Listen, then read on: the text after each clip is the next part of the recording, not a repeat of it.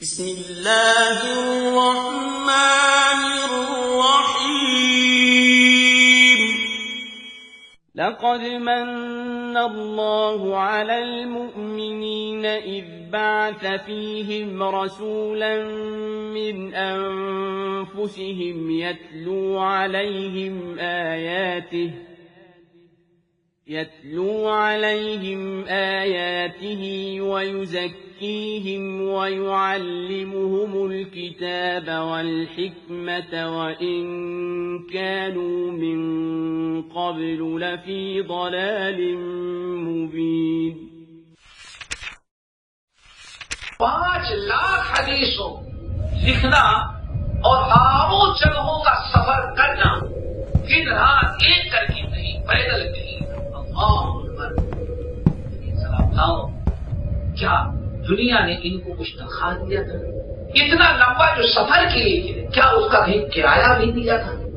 نہ ان کو کسی نے تنخواہ دیا، نہ ان کو کسی نے کرایہ دیا، نہ ان کو کسی نے زیادہ رکھ دیا، نہ ان کو کسی نے قلم اور سیاہی کا اور کاغذ کا پیسہ دیا. چلتے چلتے پیر کھس جائے سوائے اخلاص اور اللہ کے رسول کی حدیث کو اکٹھا کر کے محفوظ کر لینے کے علاوہ کوئی دوسرا مقصد تھا ہی نہیں.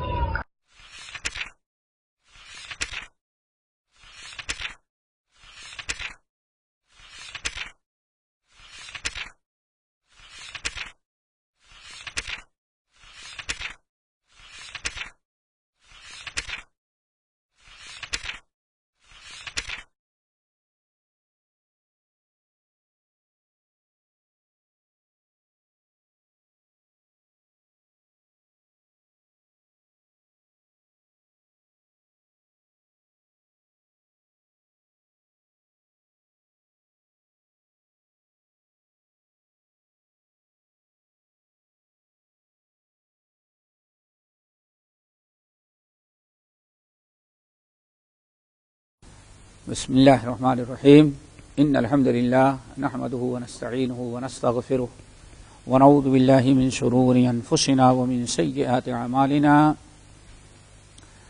من يهده الله فلا مضل له ومن يضلله فلا هادي له وأشهد أن لا إله إلا الله وأشهد أن محمدا عبده ورسوله يا أيها الذين آمنوا اتقوا الله حق تقاته ولا تموتن إلا وأنتم مسلمون يا أيها الناس اتقوا ربكم الذي خلقكم من نفس واحدة وخلق منها زوجها وبث منهما رجالا كثيرا ونساء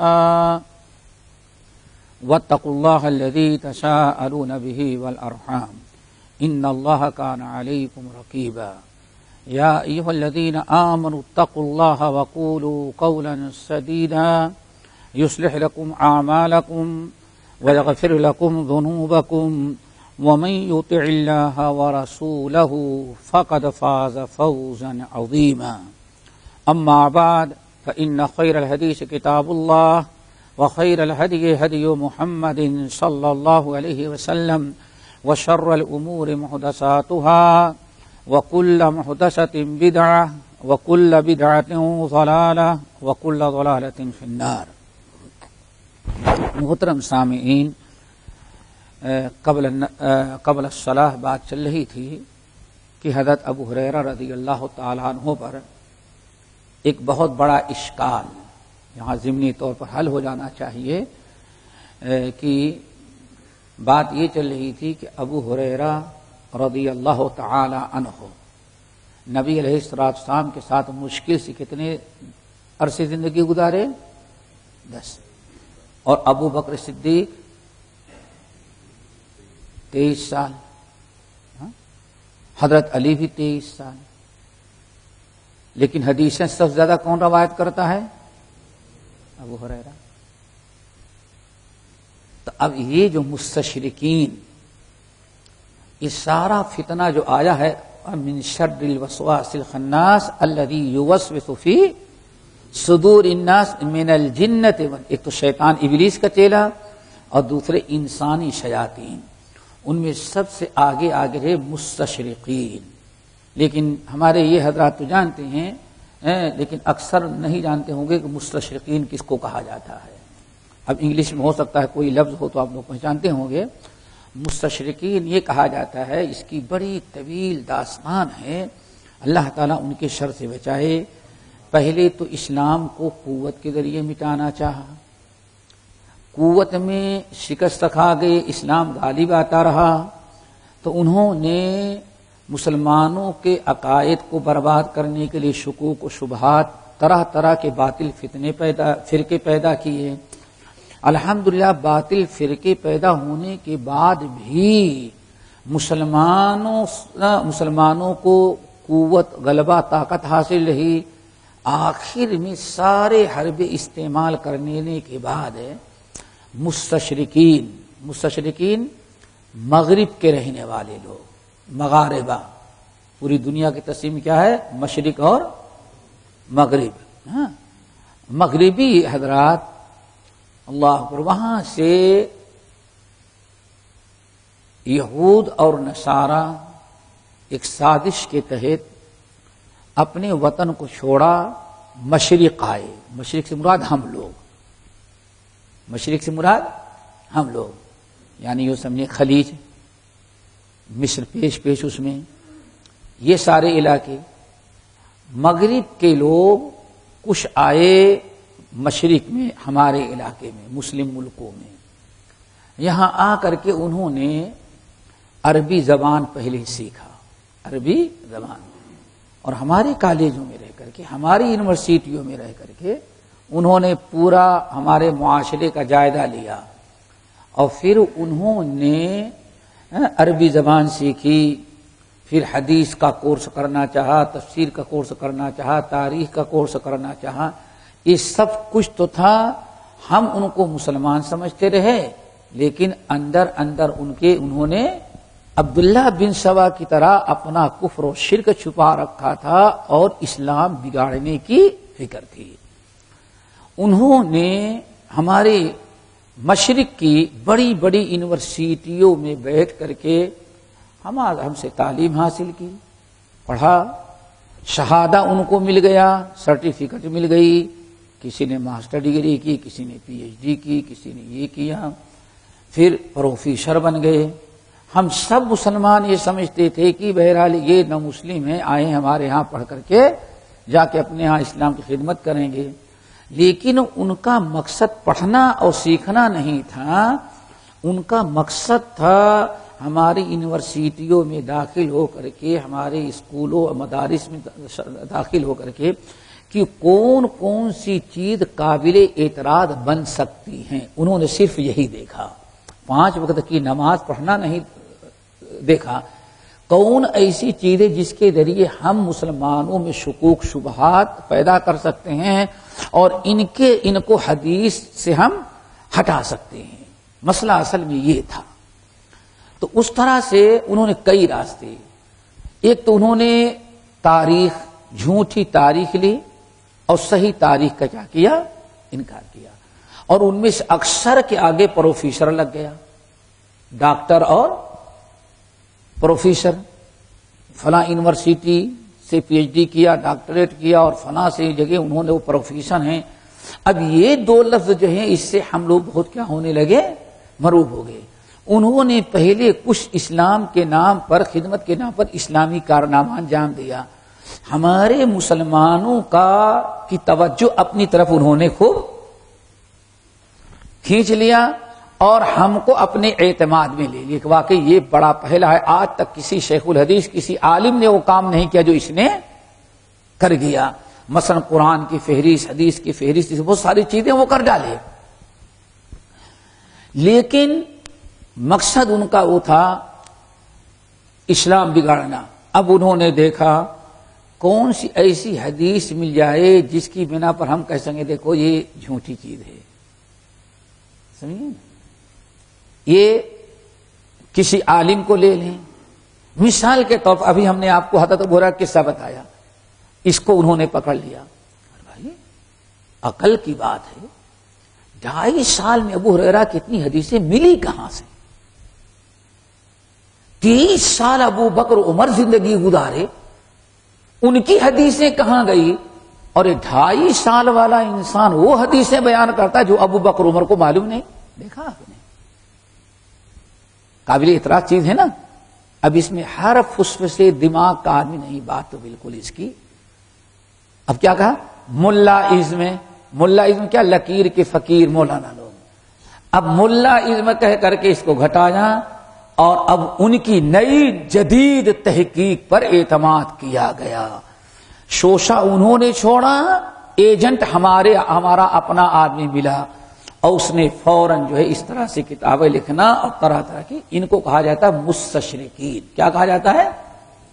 وہی تم انگلش بتا رہے تھے نا، یہ ہیں مستشرقین. اور اس میں بڑے بڑے لوگ، ان میں کوئی دیکھیں حقیقت میں مسلمان نہیں، لیکن لبادہ کس کا اوڑھا؟ اسلام کا، پی ایچ ڈی کا اور اپنے اسکالر پن کا، پروفیسر کا. یہ سب انہوں نے بہانے بنائے. ابو ہریرہ رضی اللہ تعالیٰ عنہ جہاں بہت سارے اعتراض کیے، ان میں سے کیا؟ مثال کے طور پر ایک حدیث ان کو مل گئی صحیح مسلم کی. اللہ کے رسول فرمایا لا تکتبوا انی غیر القرآن، قرآن کے علاوہ نہیں لکھا کرو. قرآن کے علاوہ کوئی چیز تم نے دیکھو. اللہ کے رسول نے جب لکھنے سے منع کیا تو صحابہ کیوں لکھیں گے؟ اللہ کے رسول نے تو منع کیا نا. صحابہ تو نبی کے بڑے فرمانبردار تھے. اور حدیث ہے، مسلم کی حدیث ہے کہ لا تکتبوا انی غیر، قرآن کے علاوہ کوئی چیز ہم سے نہیں لکھنا. پھر آخر یہ لکھی ہوئی چیزیں کیسے صحابی کی ہو سکتی ہیں؟ اشکال سمجھ میں آ رہا ہے نا. اس طرح سے انہوں نے بنایا. حالانکہ ساری وضاحت حدیثوں کے اندر موجود ہے. مثال کے طور پر ابو ہریرہ کو آپ لیں، یہ حدیث لا تکتبوا انی غیر القرآن، لوگوں قرآن کے علاوہ کوئی چیز نہیں لکھو. ٹھیک ہے نا، یہ حدیث تو بیان کر دیا. لیکن اللہ کے رسول نے بعد میں لکھنے کی اجازت دے دی اور لکھوایا، اس کو انہوں نے کیا کیا؟ چھپا دیا. اللہ کے رسول حدیث لکھوانے شروع کر دیا. آپ کی مجلس میں لکھی جاتی تھی، لکھا، لیکن انہوں نے عوام کو وہ پوری تفصیل نہیں بتائی. بس انہوں نے فساد پھیلانے کے لیے لا تکتبوا انی غیر القرآن. ابو ہریرہ رضی اللہ تعالیٰ عنہ کو لے لیں مثال کے طور پر. وضاحت، کتنے سال زندگی گزارے؟ 2.5 سال. ابو بکر کتنے؟ علی کتنے؟ 23 سال. لیکن حدیثیں کس کی زیادہ؟ ابو ہریرہ. ٹھیک ہے نا. اب چند چیزیں رکھیں. ابو ہریرہ نے ایک مرتبہ ابو ہریرہ رضی اللہ تعالیٰ عنہ پر اعتراض کیا لوگوں نے، اور شکایت حضرت عائشہ تک پہنچا دی. یہ سب صحیح بخاری وغیرہ مل جائے گی. ابو ہریرہ ایسی حدیثیں بیان کر دیتے ہیں کہ ہم لوگوں نے کبھی نہیں سنا. کہاں سے لے کے آتا ہے ابو ہریرہ؟ اب ذرا غور سے سنیں. ابو ہریرہ کو بلایا گیا، پوچھا گیا تو ایک واقعہ تو یہ ہے. ابو ہریرہ نے کہا اچھا ٹھیک ہے بھائی، ٹھیک ہے، ابھی ہم جواب دیتے ہیں آپ کو. عشاء کی نماز باجماعت کس نے پڑھی ہے مسجد نبوی میں؟ سب لوگ. ہم نے پڑھی، اگلی سب میں پڑھے، اول وقت سے پڑھے. اچھا بھائی سب لوگوں نے پڑھا. اچھا ذرا یہ بتائیں کہ پہلی رکعت میں سورۃ الفاتحہ کے بعد امام نے کون سی سورت پڑھی تھی؟ اب سب سلنڈر ہو گئے. سب بتاؤ دوسری رکعت میں کون سی سورت پڑھی؟ کون سی سورت پڑھی؟ تم نے خیال ہی نہیں کیا. ابو ہریرہ رضی اللہ تعالیٰ دیکھ لیا نا تم نے. تمہارا مقصد تم لوگوں کا نبی صلی اللہ علیہ وسلم کے پیچھے نماز پڑھنے کا ہوتا تھا، نبی کی مجلس میں آنا ہوتا تھا. اور ابو ہریرہ کا مقصد تھا جو کچھ کہیں سب یاد کرو، کیونکہ آگے پہنچانا کام ہے ہمارا. فرق محسوس ہوا؟ اس کی ایک مثال ہم ابھی دیں آپ کو. اب اس مسجد کے نمازی کون ہیں؟ اس مسجد کے نمازی ہیں کوئی؟ آپ ہیں. باہر چھپرا بنا ہوا ہے، کتنے پلر ہیں؟ کتنے دن سے نماز پڑھ رہے ہیں؟ ارے کتنے پلر ہیں ذرا بتائیں. آپ کتنے دن سے آ رہے ہیں؟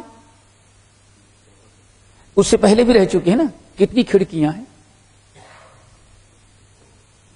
دیکھا کتنی کھڑکیاں ہیں. سوچو ذرا سا, آپ کوئی انجینئر نہیں ہے, اس ڈیزائن کو دیکھ کر کے دوسری جگہ مسجد بنانا مقصد نہیں. ہمیں کیا پڑے وقت ضائع کرے, 5 کھڑکی ادھر 4 کھڑکی ادھر 4, ہم کیا ضرورت ہے. ہمارا کام ہے باجماعت نماز پڑھنا اور نماز پڑھ کر کے چلے جانا. ہمارا یہ مقصد ہی نہیں کہ چھپرا ہم کو ایسے ہی بنوانا ہے اپنی مسجد میں, اتنا لمبا اتنا چوڑا, اتنے پلر اتنے ستون اتنے پنکھے. کیا خیال ہے؟ لیکن ایک آدمی 10 منٹ کے لیے آ جائے کہ مسجد کو دیکھو چل کر کے ایسے بنانی ہے, تو وہ کیا کرے گا؟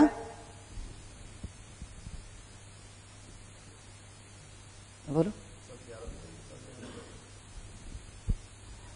ابو ہریرہ رضی اللہ تعالی نے کہا کہ ہم آپ کو قصوروار نہیں, مسئلہ مقصد کا تھا. ای بات سمجھ میں. ابو ہریرہ نے کہا پہلی رکعت میں فلاں سورت اور دوسری رکعت میں دوسری سورت. سب نے بالکل بجایا بھائی, آپ کو حدیث بیان کرنے کہا کہ آپ نے یاد رکھا, ہم لوگوں نے بھلا دیا. بس اشکال دور ہو گئے. ظالم اس کو نہیں نقل کرتے کہ ابو ہریرہ نے کیسے ان کی زبان بند کی. اعتراض کیا لوگوں نے, تم ہی نیا اعتراض نہیں, وہی اعتراض پڑھے تم کہ صحابہ اعتراض کر, لیکن اس کو تم نے کس انداز میں پیش کیا؟ ایک انداز میں نے پیش کیا. کوئی اشکال کی چیز ہے؟ ابھی جو میں نے سمجھا کوئی اشکال کی چیز ہے, لیکن انہوں نے کیا کیا؟ دیکھو اگر ابو ہریرہ سچے ہوتے تو اعتراض کیوں کرتے وہ لوگ؟ اتنا کہہ کر کے عوام کو بدگمان کر دیا. دیکھا آپ نے. نمبر 2, ایک دن ابو ہریرہ رضی اللہ تعالیٰ نے حدیث بیان کی. کسی نے جا کر کے حضرت عائشہ سے کہا. حضرت عائشہ نے کہا بھائی ابو ہریرہ ایسی حدیث بیان کر دیتا ہے, ہم نے کبھی سنی نہیں, کہاں سے لے کے آتا ہے؟ حضرت ابو ہریرہ کو پتا چلا, سارے لوگ اکٹھا تھے, تو کہا بات اصل ہے. حضرت عائشہ اپنے حدیثیں بھی یاد کرتی تھیں, عورت ذات تھیں, ہماری ماں ہیں, نبی علیہ السلام کی خدمت بھی کرنی رہتی تھی, کچھ بناؤ سنگار بھی تھوڑا سا شوہر کے لیے کرنا کہتا تھا. لیکن ابو ہریرہ کو کیا مشغولیت تھی؟ ابو ہریرہ کی زندگی کے صرف ایک مقصد تھا, نبی کی حدیثوں کو یاد کرنا. اشکال دور ہو گیا, دور ہوا نا. ایک موقع پر لوگوں نے کہا ابو ہریرہ اتنے لوگ ہیں, تمہیں کو حدیث یاد ہے, ان کو نہیں یاد ہے. کہا بھائی بات اصل یہ ہے. اور پھر وہی اتنے دن تک کہا کہ دیکھو بات اصل یہ ہے, یہ ہمارے انصاری بھائی جو ہیں یہ زمیندار لوگ تھے, کھیتی باڑی میں کام کرنے والے. یہ ٹائم پاتے تو اللہ کے رسول کی مجلس میں آ کے بیٹھتے اور پھر بھگ کے کہاں چلے جاتے؟ اپنے کاروبار میں. یہ مہاجرین ہیں, ہمارے مہاجرین بھائیوں کا سب کچھ مکے میں رہ گیا تھا, یہاں آئے تو ان کو اپنے گھر کا خرچہ چلانا, روزی روٹی کے لیے محنت مزدوری تجارت کاروبار کرتی تھی. یہ اپنے بزنس کو بھی سنبھالتے تھے مہاجرین, اور انصار اپنے زمینداری باغات کو. لیکن ابو ہریرہ پیٹ پر پتھر باندھ لیتا تھا مارے بھوک کے, لیکن حدیثیں یاد کرنے کی لالچ میں کبھی روزی روٹی تراشنے کے لیے گیا ہی نہیں. دیکھا فرق ہے. جتنے ظالموں نے اعتراض کیے ابو ہریرہ نے سارے اعتراضوں کا جواب دے دیا. اور ایک چوتھی چیز اور یاد رکھیں, ایک چھوٹی سی مثال دوں, بلکہ مثال چھوڑ دیں ویسے سمجھیں. ایک ہوتا ہے آدمی کی کیا اپنا کیا کہتے ہیں پیشہ, اپنی مشغولیت. کل میں نے ایک حدیث سنائی تھی آپ لوگوں کو, یاد ہوگا. اللہ کے رسول نے کیا فرمایا؟ یا ابا ہریرہ, سارے لوگ تمہارے ساتھی صفہ والے اور غیر صفہ والے ہر وقت ہم سے کچھ نہ کچھ مال مانگتے رہتے ہیں, میں ان کو دیتا. الا تسلی, تم کیوں نہیں مانگتے؟ انہوں نے کیا کہا؟ یا رسول اللہ میں آپ سے نہیں مانگتا, نہ ہمیں مال چاہیے, نہ دولت چاہیے, نہ زمین چاہیے, بلکہ ہم صرف کیا چاہتے ہیں؟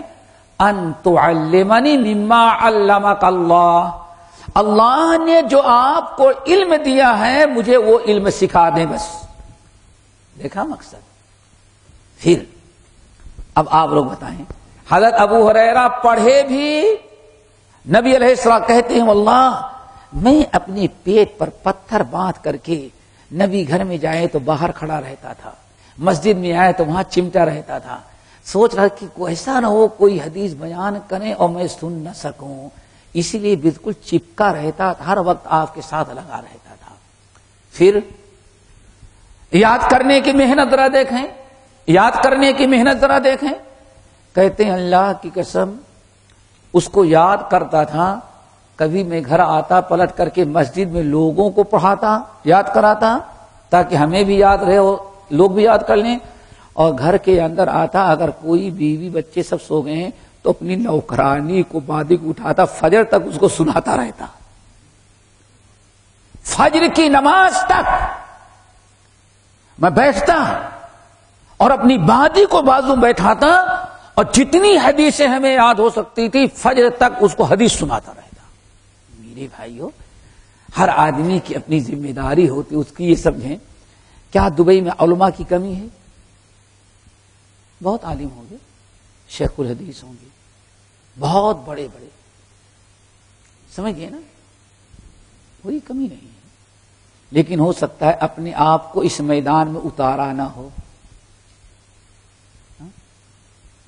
علم تو بہت ہے، لیکن انہوں نے کبھی بیٹھ کر کے، ممکن ہے کہ کبھی ہفتے میں ایک دن یا 2 دن، اس کے علاوہ عوام کو اپنے قریب آنے نہ دیتے ہوں، سمجھ گئے نا۔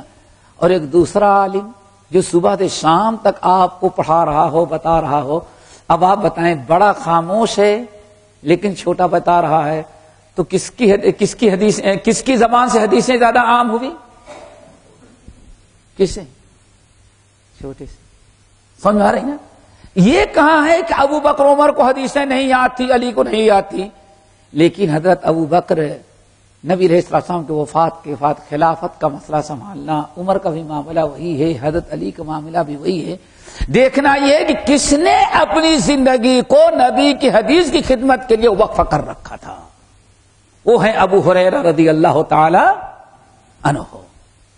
کبھی دیکھا، کبھی بحرین میں ہیں، کبھی مدینہ میں ہیں، کبھی کہیں جا رہے ہیں، کبھی کہیں پہنچ رہے ہیں، تو ابو ہریرہ جو حدیثیں بیان کرتے ہیں زیادہ، صرف اس بنا پر کہ انہوں نے اپنی زندگی ہی اس کام کے لیے وقف کر دی تھی۔ ابو ہریرہ، ابو بکر صدیق، عمر فاروق، حضرت علی، عثمان بن عفان، یہ حضرات جب دیکھتے ہیں کہ مشغولیت ہے، اور نمبر 2 کوئی ایسی حدیث نہیں جو ابو ہریرہ چھوڑ دے رہے ہوں، جب ابو ہریرہ ہی سب کی طرف سے پورا کر دے رہے ہیں تو آدمی اور کیا ہو جاتا تھا، تھوڑا سستی اور کاہلی کرنا۔ آگے بات سمجھ میں؟ یہ تھا ابو ہریرہ رضی اللہ تعالیٰ عنہ کے متعلق، حدیثیں اس طرح سے حفظ کرتے تھے حضرت ابو ہریرہ۔ اس کے علاوہ حضرت عبداللہ ابن عمرو ابن العاص، کون؟ عبداللہ ابن عمرو ابن العاص، وہ کیا کرتے تھے؟ وہ لکھتے بھی تھے اور یاد بھی کرتے تھے، اور خود ابو ہریرہ رضی اللہ تعالیٰ عنہ کہتے ہیں، کوئی ابو ہریرہ اس وادی میں نہیں ہے، حضرت عبداللہ بن عمرو بن عاص، یہ بھی بہت بعد مسلمان ہوئے ہیں، یہ بھی السابقون الاولون میں سے نہیں ہے، تقریباً صلح حدیبیہ کے بعد یہ بھی مسلمان ہوئے، صلح کتنا ان کا بھی وقت کم ہے، لیکن ابو ہریرہ کہتے ہیں اللہ کی قسم ہم سے بھی زیادہ حدیثیں کس کو یاد تھی؟ عبداللہ ابن العاص کو۔ اور اس کی وجہ کیا بتاتے ہیں؟ کہتے ہیں کہ اس کی وجہ یہ ہے میں صرف زبانی یاد کرتا تھا اور عبداللہ بن عمر یاد بھی کرتے تھے اور لکھتے بھی تھے۔ صحیح بخاری کی حدیث، صحیح بخاری کتاب العلم کی حدیث، اور یہ بھی یاد رکھیں اس کا مطلب کہ نبی علیہ السلام کے زمانے سے حدیثیں لکھی جاتی تھیں، لیکن اب وہ کیا جواب دیتے ہیں؟ حدیثیں بخاری سے پہلے کہاں لکھی گئی؟ دیکھو، حالانکہ ابھی بخاری پیدا نہیں ہوئی، حدیثیں لکھی، ابھی بخارا میں اسلام بھی نہیں پہنچا ہے، لیکن حدیثیں لکھی جا رہی ہے۔ یہ دھاندلی ذرا دیکھیں ان مستشرقین کی۔ نبی علیہ السلام کے پاس حضرت ابو عبداللہ بن عمرو بن العاص بیٹھے ہوئے تھے، کبھی کاغذ لے کے آتے، کاغذ ختم ہو جاتا تو پتے لے کر کے آتے، کبھی چمڑے لے کر کے آتے، کبھی درختوں کا پتے، کبھی کسی درخت کی شالیاں، اس پر حدیثیں نوٹ کرتے تھے۔ ایک دن حضرت عبداللہ ابن عمرو ابن العاص کہتے میں نبی علیہ السلام کی مجلس میں صبح سے دوپہر تک بیٹھا لکھ رہا تھا، جب جانے لگا تو راستے میں کچھ لوگ کھڑے تھے، پوچھا عبداللہ یہ کیا چیز ہے؟ یہ صحیح بخاری کی روایت، یہ حدیثیں ہیں میں نے نبی علیہ السلام کے پاس بیٹھ کر کے صبح سے ابھی تک لکھا ہے میں نے۔ اللہ اکبر، کہاں کی روایت ہے؟ لیکن اعتراض کرنے والی اس حدیث کو ہضم کر جاتے ہیں، اس حدیث کو بیان کر دیں گے تو ان کا کام اپنے مقصد میں پورے نہیں ہوں گے۔ اور کون جاتا ہے پوری حدیثیں کھول کر کے؟ نہیں، اللہ کے رسول کے زمانے میں لکھا جاتا تھا، سمجھ گئے نا؟ تو اسی لیے ہماری جہالت اور الحمدللہ یہ دورہ جو ہے، جو باتیں سن رہے ہیں، اگر ان کو آپ قاعدے سے سن لیں گے تو انشاءاللہ آئندہ کبھی مستشرق یا منکرین حدیث آپ کو دھوکہ نہیں دے سکتا۔ ابو ہریرہ عبداللہ کیا لکھ لیتے ہو؟ اللہ کے رسول کی حدیثیں ہیں۔ سارے لوگ جو کھڑے تھے مل کر کے خوب ملامت کیا، ذرا غور سے سنیے کیا کیا؟ خوب ملامت۔ اللہ کے نبی علیہ السلام کی ہر بات لکھ لیتے ہو؟ اللہ کی قسم، اللہ کے رسول کی زبان سے جو بھی نکلتا ہے سب نوٹ کر لیتا ہوں میں۔ کہا اللہ تعالیٰ سے ڈرو، اللہ کے رسول کبھی مذاق کے طور پر کوئی بات، کبھی غصے میں کوئی بات، کبھی حقیقت میں کوئی بات، تو صرف کام والی باتیں جو بطور شریعت کے بیان اس کو لکھنا چاہیے، ہر بات تم نوٹ کر لیتے ہو اللہ کے رسول کی۔ اتنا ڈاٹا لوگوں نے کہ عبداللہ بن عمرو بن العاص رو پڑے، کیونکہ وہ لوگ بڑے تھے، یہ عمر میں کم، ادب کا زمانہ تھا، بڑوں نے خوب پھٹکارا اور یہ رونے لگے۔ اب گھر جانے کے بجائے روتے ہوئے نبی علیہ السلام کے پاس، ذرا غور کرو، مستشرقین وہی نوٹ کر لیں گے کیا؟ دیکھو عبداللہ بن عمرو بن العاص لکھتے تھے تو لوگوں نے ان کو منع کیا، اتنی ہی بات آپ کو چور لوگ بیان کر دیں گے، دین کے لٹیرے ڈاکو جو ہیں اتنی ہی بات بیان کریں گے اور پوری حدیث نہیں بیان کریں گے، اور حوالہ دے دیا لو تمہاری بخاری کے اندر ہے، لیکن بخاری کی آدھی بات نقل کر دیا، پوری بات۔ یہ بیچارہ کہاں جائے گا بخاری اتنے ٹائم میں، مشکل کے ٹائم میں کہاں جائے گا بخاری کھول کے دیکھنے کے لیے؟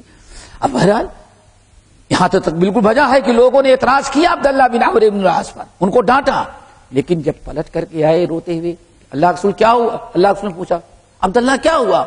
یا رسول اللہ میں صبح سے بیٹھ کر کے آپ کی ساری حدیثیں نوٹ کر رہا تھا، اور ابھی جب میں جا رہا تو فلاں فلاں صاحب بیٹھے تھے، آپ ہم کو بڑا ڈانٹے، کہا اللہ کے رسول کی ہر بات نہیں لکھنے کی ہوتی۔ اللہ کے رسول کو غصہ آیا۔ اب ذرا غور سے سنیں، یعنی اللہ رب العالمین کے فضل و کرم سے مستشرقین کے جتنے اعتراض ہیں یہ سارے اعتراض پہلے ہو چکے ہیں اور ان کو معلوم ہے، لیکن ہماری عوام کو بیوقوف بنانے کے لیے انہوں نے آدھی بات نقل کی۔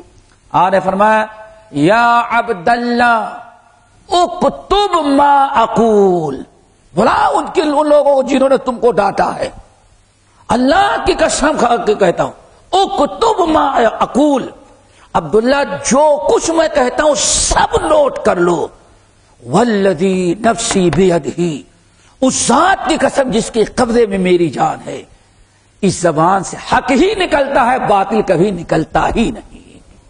سوچا آپ نے؟ میں یہ کہتا ہوں ذرا سوچو، پوری حدیث اس طرح سے ہے، لیکن چاہے چکرالی ہو یا پرویزی ہو یا اور کوئی ہو یا مستشرقین ہو، بات وہی آدھی نقل کر دیتے ہیں جو قابل اعتراض، اور جہاں اس اعتراض کا جواب دیا گیا ہے ظالم اس کو چھپا دیتے ہیں۔ یہیں سے ایک بات معلوم ہو گئی کہ جو حدیث ہے کہ لا تکتبوا انی غیر القرآن، اگر اس کا مطلب وہی ہوتا جیسے لوگ سمجھا ہے تو اللہ کے لکھنے کی اجازت نہ دیتے۔ پھر ذرا کر اکتب ما اقول، عبداللہ جو کچھ میں کہتا ہوں اس کو لکھ لیا کرو، باقاعدہ لکھنے کا حکم۔ پھر والذی نفسی بیدہ لا یخرج، یہ اللہ کے رسول کی زبان ہے، اس سے جو بھی نکلتی ہے حق نکلتی ہے، بات کبھی باطل بات فضول کی نکلتی ہی نہیں۔ اتنی وضاحت تو موجود ہے۔ عبداللہ بن عمرو بن العاص لکھتے تھے، اسی لیے ابو ہریرہ رضی اللہ تعالیٰ عنہ کیا کہتے ہیں، اللہ کی قسم پورے اصحاب رسول میں ہم سے زیادہ کسی نے حدیثیں یاد نہیں کی الا ابن العاص، عمرو ابن العاص، مگر عبداللہ ابن عمرو ابن العاص کیوں؟ وہ لکھتے تھے اور یاد کرتے تھے، اور میں صرف لکھتا تھا، یاد نہیں کرتا. دیکھا آپ نے، پتا چل گیا کہ ابو ہریرہ سے بھی زیادہ حدیثیں روایت کرنے والے لوگ موجود تھے. کون سے؟ عبداللہ ابن عمرو ابن العاص رضی اللہ تعالیٰ عنہما. تو میرے بھائیوں، کہنے کا مطلب یہ ہے کہ حدیثیں باقاعدہ لکھی جاتی تھیں. نبی علیہ السلام لکھواتے تھے. اللہ کے رسول نے اجازت نہیں بلکہ حکم دیا، اور یہاں تک آپ نے بیان فرما دیا جو کچھ میری زبان سے نکلتا ہے سب نوٹ کر لو، کیوں وہ کام ہی کی نکلتی ہے، بیکار اور باطل کوئی بات ہماری زبان سے نہیں نکلتی. اللہ تعالی ہم سب کو ہمارے اندر سے حدیث کے سیکھنے سکھانے کا شوق و جذبہ پیدا کر دے. اسی طرح سے اور بہت سارے صحابہ کرام رات بھر بیٹھ کر کے حدیثیں یاد کرتے تھے.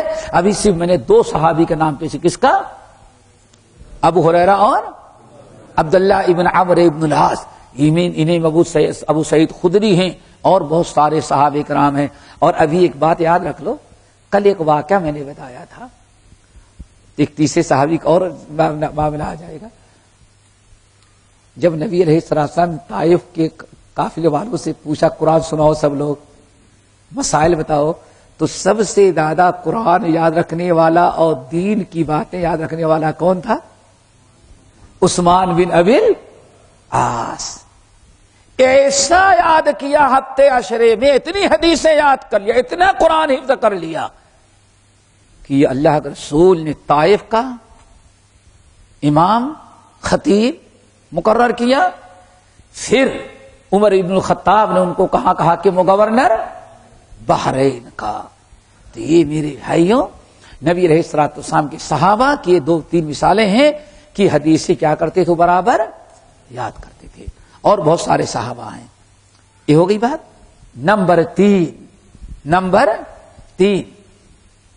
کس چیز کی نمبر 3؟ تو حدیثیں محفوظ کرنے کا، حدیثیں اکٹھا کرنے کا جو راستہ اختیار کیا تھا. نمبر 3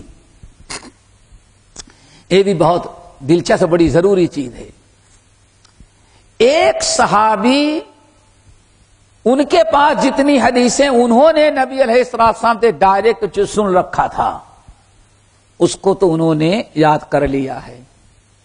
کوشش یہ ہوتی تھی کہ دوسرے صحابہ نے جو حدیثیں لکھی ہیں وہ بھی کیسے اس کو ہم یاد کر لیں. اس کا طریقہ کیا تھا؟ کہتے تھے بھائی ایسا کرو، جو حدیثیں تمہارے پاس ہے برائے مہربانی ذرا یاد ہیں، جو چیز یاد رہتی اسی کو قلم بند کرتے ہیں نا. ہاں، جو حدیثیں آپ کو یاد ہیں برائے مہربانی ہمارے پاس لکھ کر بھیج دیں. تو ایک صحابی کی فکر یہ ہوتی تھی کہ دوسرے صحابی کے پاس جو حدیثیں ہیں اس کو بھی کیا کر لیں، وہ نوٹ کر لیں. بند ہو گئے، چالو رکھیں.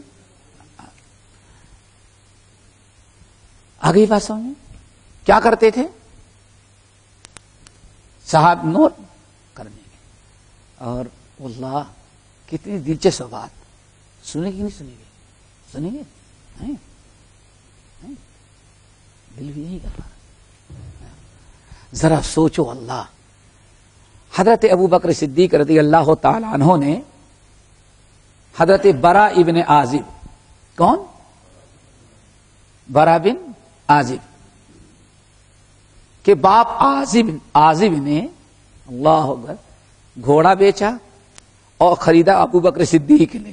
غور سے سنے، گھوڑا کا مالک کون تھا؟ عازب. بیچا، خریدا کس نے؟ ابو بکر صدیق نے. اللہ اکبر. گھوڑا دے دیا، خرید لیا، قیمت لے لی. حضرت ابو بکر صدیق نے کہا عازب یہ تمہارا بیٹا برا بن عازب ہے، برا ہے، ذرا اس کو کہہ دو ہمارا گھوڑا ہمارے گھر تک پہنچا دے. کہا اچھا گھوڑا پہنچا دے؟ پہنچا دو. ٹھیک ہے پہنچاؤں گا، لیکن ایک شرط ہے. اللہ اکبر. کہا کیا شرط ہے؟ کہا ہجرت والی رات کی پوری داستان سنا دو تو پہنچاؤں گا.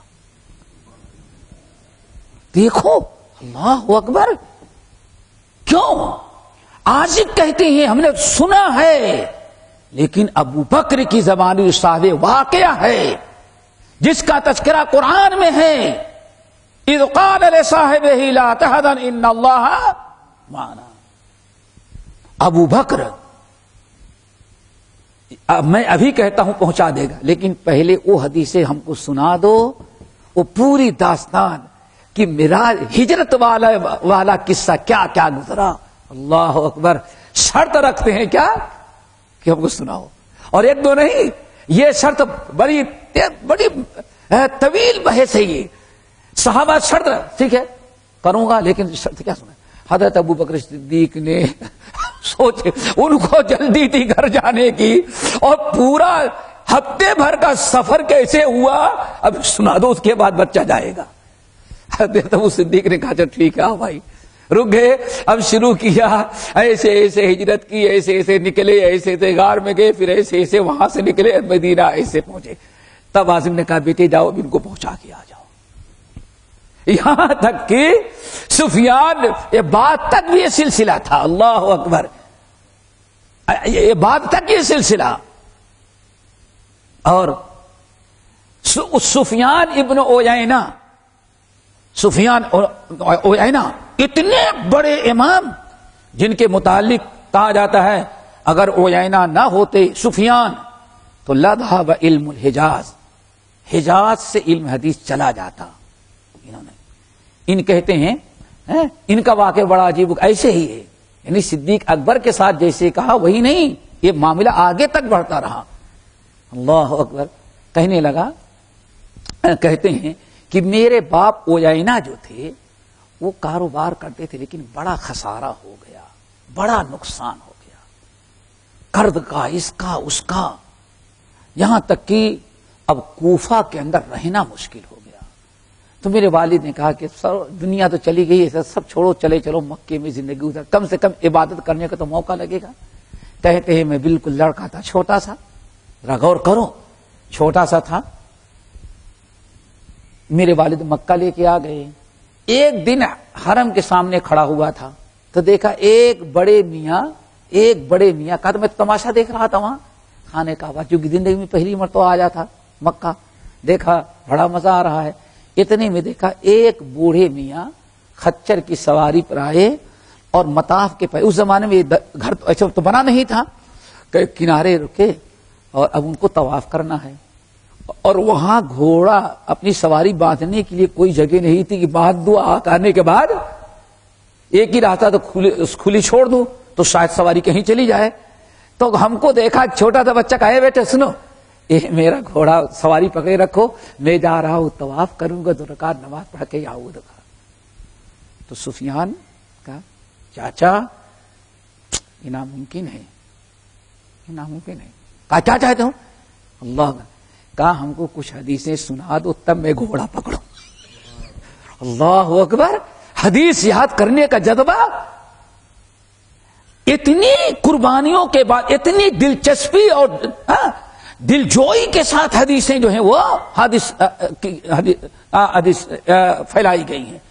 بڑے میاں کہتے ہیں چھوٹا سا بچہ کیا کرے گا، لیکن اس کے شوق کو دیکھ کر کے کہتے ہیں میں نے خوب دیر تک حدثنا فلاں حدثنا فلاں قال رسول اللہ صلی اللہ علیہ وسلم کہا سنایا، کہا کہ اب میں نے اس کو پکڑا دیا، کہا جائیں طواف کریں، 2 رکعت پڑھیں، اس کے بعد پڑھ کے اپنی سواری جب تک نہیں ہم یہاں کھڑے گئے۔ حضرت بڑے میاں گئے خانے کعبہ کا طواف کرتے ہیں، کہتے ہیں کہ بچہ اتنا ہوشیار کیسے، اتنی بڑی بات آج تک کسی بڑے نے ہمارے ساتھ شرط نہیں لگائی، جو چھوٹا سا بچہ کہتا ہے ہاں دادا چاچا کروں گا تمہاری مدد، لیکن حدیث سنا دے گا۔ کہا کہ طواف کیا، اس بچے کی حرکت یاد آ رہی ہے، پریشان۔ کہا جب آیا تو میں نے کہا ہاں بیٹے کیا سنایا تھا؟ کہتی وہ بچہ من وہاں جتنی حدیثیں میں نے سنا تھا سند کے ساتھ سب اس نے سنا دیا۔ یہ سفیان ابن عیینہ۔ اب بچہ سوچتا ہے کہ میں پتہ لگاؤں یہ بڑے میاں ہیں کون، تو پتا چلا مالک ابن دینار رحمت اللہ علیہ۔ مالک ابن دینار سے سفیان ابن عیینہ چھوٹا سا بچہ کہ ہم آپ کی سواری کی دیکھ بھال کریں گے، نگرانی کریں گے، ہمیں کچھ نہیں چاہیے، بس ہمیں کچھ حدیثیں. کہتے ہیں مالک بن دینار کی جتنی حدیثیں میں نے سنائی تھی پوری حدیثیں سند کے ساتھ اسی ترتیب کے ساتھ سفیان بچے نے سنا دیا. کہتے ہیں میرا دل باغ باغ ہوا، میں نے خوب دعائیں دی، اپنی جگہ بتائی، اور ہم نے مزید اس کو علم حاصل کرنے کی رغبت دلائی، اور ہم نے اسے بڑی شاباشی دی. یہ ہیں محدثین یعنی صحابہ سے بات چلی تھی، اس طرح سے حدیثوں کے یاد کرنے کا سلسلہ تھا. آئیں اب چند مثالیں دیتے ہیں آپ کو. کس چیز کی مثال ہے؟ صحابہ نے پہلے تو حدیث حفظ کر کے حدیث کی حفاظت کیا، لیکن حدیثیں وہ یاد کیے جو ان کے پاس تھی. اب ان کو فکر تھی آخر دوسرے صحابہ نے تو بھی حدیثیں سنی ہیں، ان کو کیسے؟ تو ان سے اپیل کی کہ آپ لکھ کر کے بھیج دیں. آئیں نمبر 1 چند کتابوں کا حوالہ دیتے ہیں، سمجھ گئے نا؟ یہ چند کتابیں ہیں. نمبر 1 حضرت اسید بن حضیر. کون؟ اسید بن حضیر رضی اللہ تعالی عنہ نے بہت ساری احادیث کو نوٹ کیا، سمجھ گئے نا؟ اور ابو بکر عمر کے فتاوے اور جو ان کے فیصلے جات تھے، سمجھ گئے نا، اس کو نقل کیا. اور مروان بن حکم نے طلب کیا تھا، اس لیے لکھ کر کے ان کے پاس بھیج دیا. مروان کا تذکرہ صحابی تو نہیں تھا، لیکن صحابہ کے شاگردوں بھی بتایا کہ حدیث کس سے سنا تھا اس نے؟ ابو ہریرہ سے. کس نے بھیجا بھائی؟ اس مروان کے پاس بھیجا. کس نے بھیجا؟ اسید ابن حضیر جلیل القدر صحابی. کتابہ کیا لکھ کر کے. اگر اللہ کے رسول صحیح معنوں میں حدیث لکھنے سے منع کر دیتے تو صحابہ کرام کیوں لکھتے؟ آ رہی بات سمجھ میں نا؟ اس کا مطلب کہ صحابہ جو معنی ظالموں نے اس حدیث کے لیا وہ معنی نہیں ہے. صحابہ کرام حدیثیں لکھتے تھے. نمبر 2 جابر بن سمرہ رضی اللہ تعالی عنہ نے بہت ساری احادیث مرتب کر کے جو انہیں یاد تھیں لکھ کر کے عامر بن سعد بن ابی وقاص کے پاس لکھ کر کے بھیج دیا، چونکہ سعد بن ابی وقاص کے بیٹے عامر نے حضرت جابر بن سمرہ کو کہا تھا ذرا آپ اپنی حدیثیں لکھ کر کے ہمارے پاس بھیج دیں. کتابہ یعنی لکھ کر کے. نمبر 3 اللہ اکبر حضرت زید بن ارقم. زید بن ارقم جانتے ہیں زید بن ارقم کون ہے؟ السابقون الاولون میں سے. زید بن ارقم رضی اللہ تعالیٰ عنہ کے پاس حضرت انس بن مالک خادم رسول صلی اللہ علیہ وسلم نے لیٹر لکھا. زید بن ارقم آپ تو بہت پرانے صحابی ہیں، ہم تو بالکل اس وقت بچے تھے جس وقت آپ ایمان لائے، اللہ رسول کی صحبت میں رہے، تو ایسا کریں جتنی حدیثیں آپ کو یاد ہیں اللہ کے واسطے لکھ کر کے میرے پاس بھیج دیں. دیکھا حضرت انس صحابی خادم رسول زید بن ارقم سے کیا مانگ رہے ہیں؟ اور جب لکھ کیا تو کتاب ہی بن گئی نا بھائی. اور ذرا سوچو زید بن ارقم نے اگر 1000 حدیث لکھی ہوگی تب بھی تو ایک کتاب بن گئی کہ نہیں بن گئی؟ جب حدیثیں صحابہ لکھتے تھے تو بخاری کی کیوں لاتے ہو کہ بخاری سے پہلے حدیثیں کہاں لکھی گئی تھیں؟ اس کا مطلب کہ پاگل خانے میں ڈالنا چاہیے تم کو. ایسا اعتراض کرنے والے زمین پر رہنے کے لائق تو نہیں ہے، کہ پاگل ہو چکے ہیں. جو اللہ کے رسول کے ساتھ پاگل پنا کرے گا دنیا میں سب کے ساتھ پاگل ہی ہوگا، مجنون ہو. اتنے حقائق کا انکار ذرا دیکھو.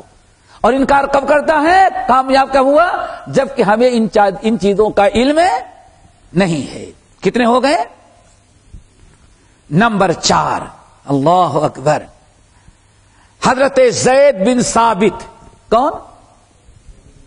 اللہ اکبر.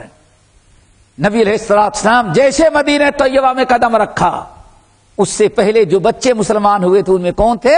زید بن ثابت.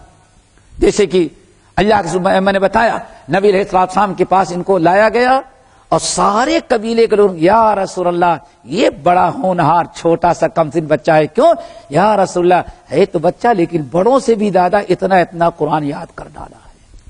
انہوں نے نبی علیہ السلام کو قرآن سنایا کب؟ جب ہجرت کر کے مدینہ طیبہ آئے، اور یہی وہ صحابی ہیں جنہوں نے ابو بکر و عمر کے مشورے سے قرآن کو جمع کیا۔ اللہ اکبر۔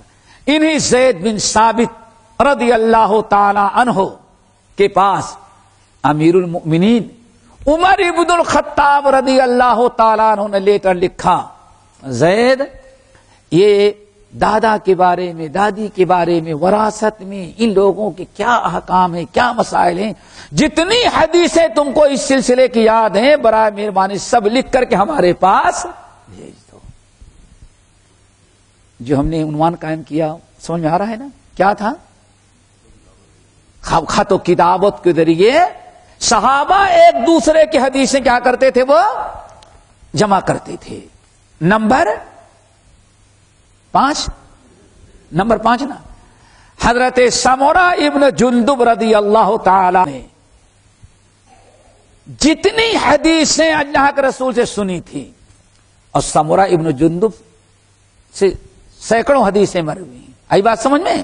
ایک دو نے سینکڑوں حدیثیں، جتنی حدیثیں ان کو یاد تھیں، کن کو؟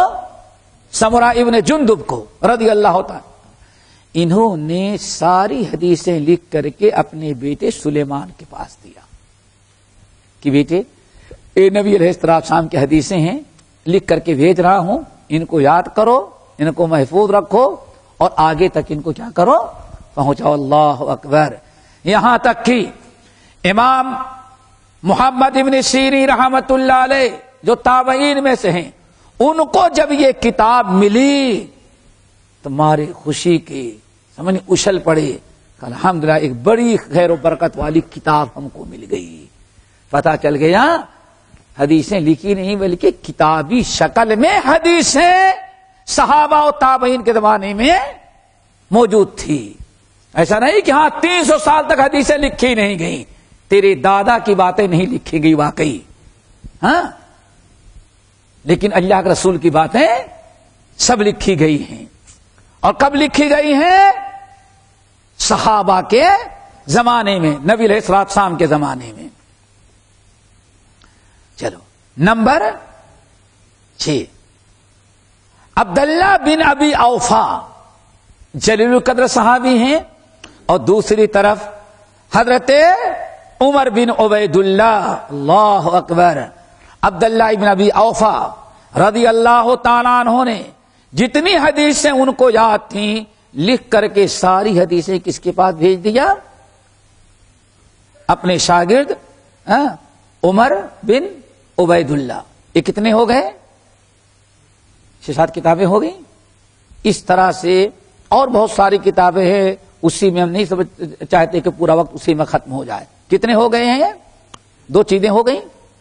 صحابہ نے جو حدیثیں محفوظ کرنے کے لیے جمع و تدوین اور حفاظت کے لیے 6 طریقے اپنائے، ان میں سے 2 ہو گئے، 3 ہو گئے، اچھا 3 ہو گئے۔ چلو اب نمبر 4،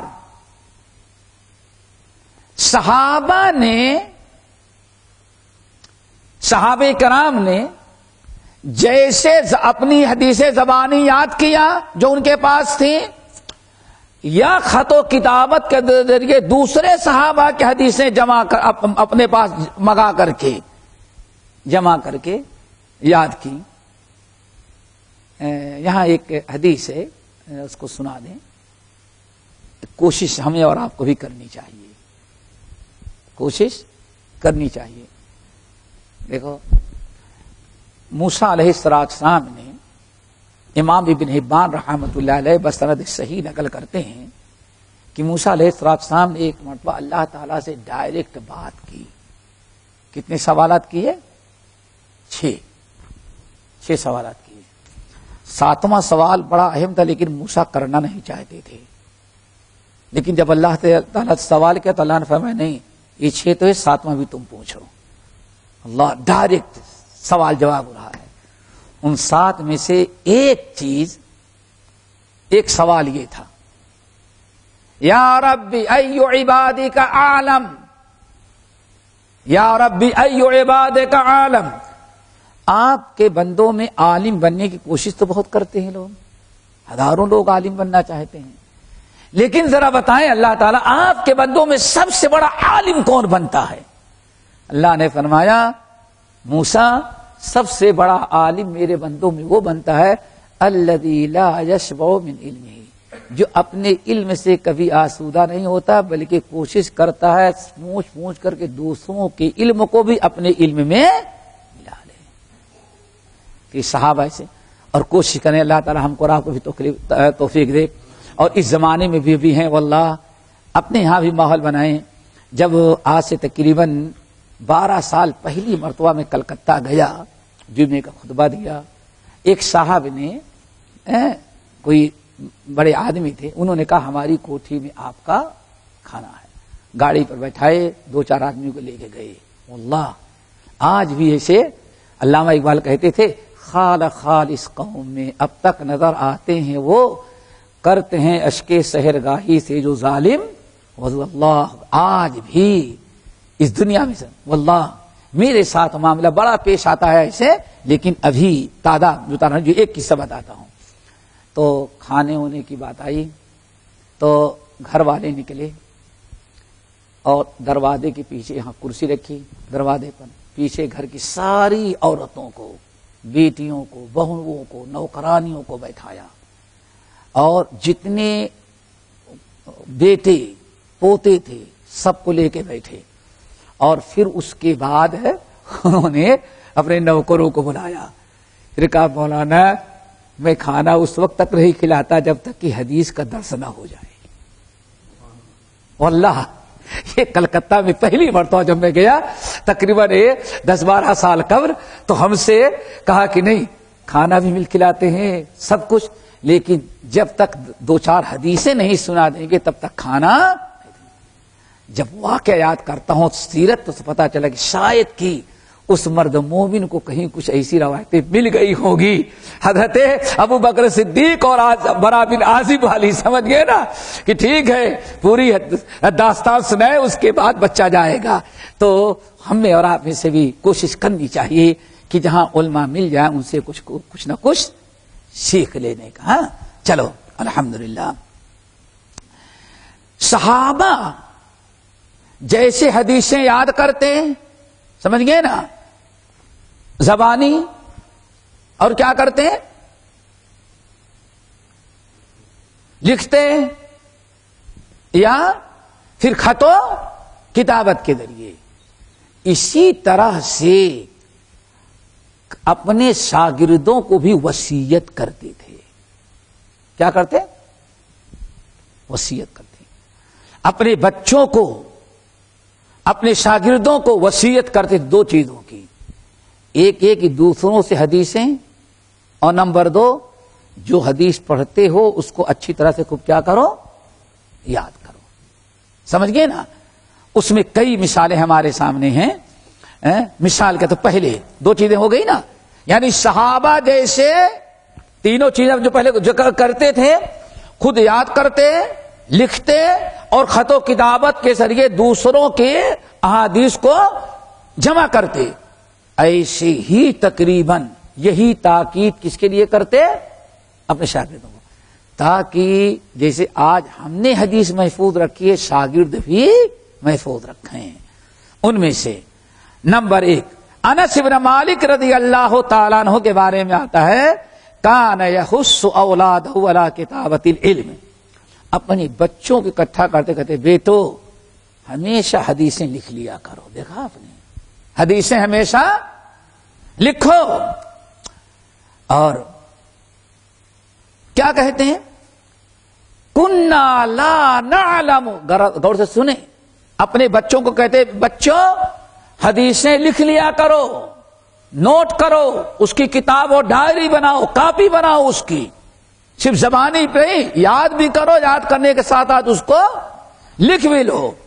پھر کیا کہتے ہیں کننا وکان ہے کنا لا نعد علم من لم یکتب علمہ علما، کہتے ہیں جب تک آدمی اپنے علم کو، یاد کی ہوئی حدیثوں کو لکھتا نہیں تھا، تب تک ہم لوگ اس کو عالم سمجھتے ہی نہیں تھے۔ اب آپ بتائیں کیا خیال ہے، بخاری کے زمانے سے حدیثیں لکھی گئی کہ پہلے ہی سے لکھی جا رہی تھی؟ یہاں تو انس بن مالک کہتے کنا، یہ جمع کا صیغہ ہے، کنا، یعنی ہم لوگ، ہم لوگوں کی سوچ یہ تھی جو انسان اپنے علم کو جو یاد کیا اس کو قلم بند نہ کر لے، لکھ کے محفوظ نہ رکھ لے، کہتے ہیں تب تک ہم لوگ اس کو عالم نہیں سمجھتے، اس کے علم کو ہم لوگ علم نہیں سمجھتے تھے۔ اللہ اکبر۔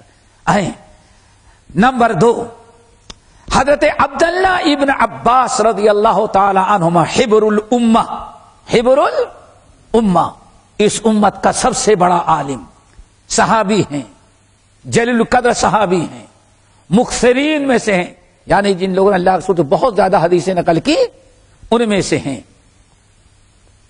کہتے تھے کان یقول، کہتے تھے قید العلم بالکتابہ، اللہ اکبر، قید العلم بالکتابہ، اپنے علم کو کتاب لکھ کر کے کتاب میں جکڑ لو۔ کیا کر لو؟ قید کر لو، علم کو قید کر لو۔ کہاں؟ کتاب میں۔ قید العلم بالکتابۃ خیر ما قید بہ العلم الکتاب، سب سے زیادہ بہترین انداز میں جو علم محفوظ کیا جا سکتا ہے وہ کتاب کے ذریعے ہے۔ پتہ چل گیا یہ حدیثوں کے لکھنے کا، لکھانے کا سلسلہ نبی علیہ السلام سے شروع ہوا، اور کیوں نہ شروع ہو؟ نون، پڑھو، نون والقلم وما یسطرون، قسم ہے قلم کی جس کے ذریعے یہ لکھتے ہیں۔ اللہ اکبر۔ صحابہ قلم کی خیر و برکت اللہ قسم کھائے۔ نون والقلم وما یسطرون، پھر اللہ وعلم بالقلم، وعلم بالقلم، اور اللہ نے اپنے فضل و کرم سے قلم سے لکھنا سکھایا ہے۔ تو صحابہ کرام کیوں پیچھے رہیں گے؟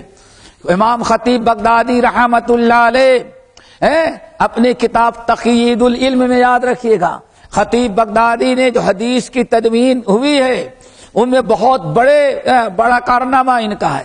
انہوں نے باقاعدہ ایک کتاب لکھی، چھپی، جس کا نام ہے تقیید العلم، اس کے اندر حدیث نقل کرتے ہیں۔ علامہ البانی صحیح کہتے ہیں کہ اللہ کے رسول نے ارشاد فرمایا قید العلم بالکتابہ، اے میرے صحابیوں ذرا غور کرو، قید العلم بالکتابہ، جمع کا سے امر کا سیگا اور جمع کا قیدو، قیدو، جہاں جیسے کہا جائے قولو افعلو، امر ہو رہا ہے، قیدو، میرے صحابیوں قید کر لو، لکھ لو، قید العلم بالکتابہ، قلم سے لکھ کر کے اپنے علم کو محفوظ کر لو۔ اللہ اکبر۔ علم، اور امام شافعی کہتے ہیں علم دو چیزوں کا نام، العلم ما قال اللہ وقال رسول، اللہ رسول کیا فرمائے؟ قرآن حدیث کو لکھ کر کے یہ علم ہے، اس کو کیسے کرو؟ قید کر لو، محفوظ کر لو۔ نبی علیہ الصلوۃ والسلام اگر صحابہ نہ لکھتے تو گویا کہ اللہ رسول کے اس حدیث پر عمل نہ ہوتا۔ قید العلم بالکتابہ، لوگوں علم کو جکڑ لو، علم کو محفوظ کر لو، قلم سے لکھ کر کے کتاب کے اندر۔ اس کا مطلب یہ ہے کہ باقاعدہ علم کو محفوظ رکھنا ہے۔ حبر الامہ عبداللہ بن عباس رضی اللہ تعالیٰ عنہما کیا کہتے ہیں؟ قید العلم بالکتابہ، اے لوگو علم کو محفوظ کر لو، لکھ کر کے کتاب کے اندر، اپنے ڈائری اور کیا کہتے ہیں نوٹ پیڈ کے نوٹ بک، چلو دونوں کوئی بات نہیں، تمہاری ہماری ہے، محفوظ کر لو دونوں، سمجھ گئے نا؟ علم کو محفوظ کرو۔ وَخَيْرُ مَا قُيِّدَ بِهِ الْعِلْمُ الْكِتَابُ، سب سے زیادہ علم کو محفوظ رکھنے والی کتاب جو کیا ہے، علم کو محفوظ رکھنے والی چیز کیا ہے؟ الکتاب، کتاب میں نوٹ کر لینا۔ اللہ تعالی ہم سب کو عمل کی توفیق نصیب فرمائے۔ انشاءاللہ نماز عشاء کے بعد تھک گئے ہیں؟ چائے ملی تھی آپ لوگوں کو؟ نہیں تو پھر ملی، کوئی بات نہیں، لیکن درد نشید بن کے بیٹھے